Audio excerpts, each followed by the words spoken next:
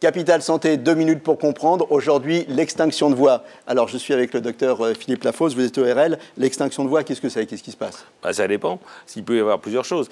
Si une extinction de voix subite, c'est au niveau des cordes vocales. Ça peut être dû, par exemple, les gosses qui se mettent à crier dans la cour et tout ça, le matin, ils peuvent se réveiller sans voix. Ça peut être un professeur qui a une extinction de voix brutale parce qu'il a un polype sur les cordes vocales. Mais ça peut aussi être un cancer du larynx. D'accord. Mais c'est bon. Quand c'est bénin, c'est parce qu'on a trop sollicité sa voix ou qu'on a pris un coup de froid. Ouais, grosso modo, oui. C'est un petit peu comme ça que vous voyez la chose. La cigarette, l'e-cigarette, tout ça, ça joue. C'est pas très bon, c'est certain. Bon. Mais ça ne provoque pas une extinction de voix brutale. Ça provoque une modification de la voix, c'est totalement différent.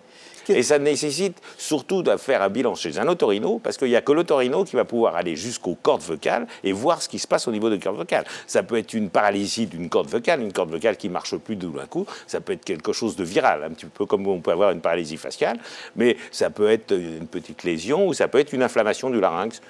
À partir de quand on s'inquiète? À partir si ça persiste pendant plus d'une semaine, quoi, une semaine, 10 jours. Ouais. Donc, il ne faut pas les consulter tout de suite dès qu'on a une petite extinction de voix. Et ne pas prendre d'antibiotiques, surtout. Qu'est-ce qu'on fait? Les remèdes de grand-mère, ça marche? Le miel, des trucs comme ça? Alors, moi, j'aime bien le miel avec du lait tiède, c'est ce que font les chanteurs. Ça marche très bien. C'est ce que font les ténors aussi. Ouais, c'est bien. Il faut éviter les corticoïdes locaux, les pulvérisations avec des corticoïdes locaux, il ne faut pas les faire parce que c'est inflammatoire.